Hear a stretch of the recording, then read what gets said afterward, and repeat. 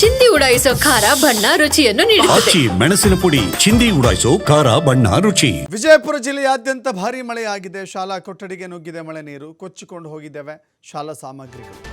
ನೀರಿನಲ್ಲಿ ಅಭ್ಯಾಸಕ್ಕೆ ಮುಂದಾಗಿದ್ದಾರೆ ವಿದ್ಯಾರ್ಥಿಗಳು. ವಿಜಯಪುರ ಜಿಲ್ಲೆಯ ತಿಕೋಟ ಪಟ್ಟಣದ ಸರ್ಕಾರಿ ಹೆಣ್ಣು ಮಕ್ಕಳ ಶಾಲೆ ಆವರಣದಲ್ಲಿ ನೀರು ತುಂಬಿಕೊಂಡಿದೆ. ವಿದ್ಯಾರ್ಥಿಗಳಿಗೆ ಸಮಸ್ಯೆ ಆಗಿದೆ. ನೋಡ್ತಾ ಇದ್ದೀರಿ ದೃಶ್ಯಾವಳಿಗಳಲ್ಲಿ.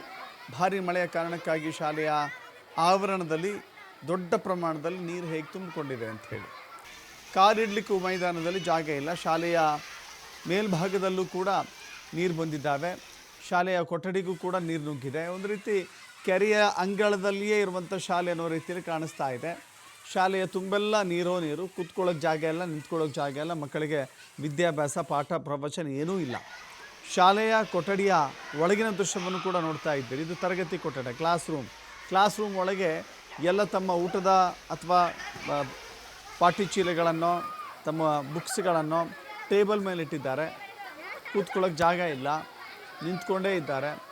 ವಿದ್ಯಾಭ್ಯಾಸಕ್ಕೂ ಕೂಡ ಭಾಳ ಕಷ್ಟ ಆಗಿದೆ. ಇದು ತಿಕೋಟದ ಪಟ್ಟಣದಲ್ಲಿರುವಂಥ ಸರ್ಕಾರಿ ಶಾಲೆ. ಎಲ್ಲ ಸರ್ಕಾರಿ ಶಾಲೆಗಳ ಈ ಸರ್ಕಾರಿ ಶಾಲೆಯ ಎಲ್ಲ ಕೊಠಡಿಗಳಲ್ಲೂ ಕೂಡ ನೀರು ನುಗ್ಗಿರುವ ಪರಿಣಾಮ ಶಾಲೆಯ ಬೋಧನಾ ತರಗತಿಗಳೆಲ್ಲವೂ ಕೂಡ ಸ್ಥಗಿತ ಆಗಿದೆ.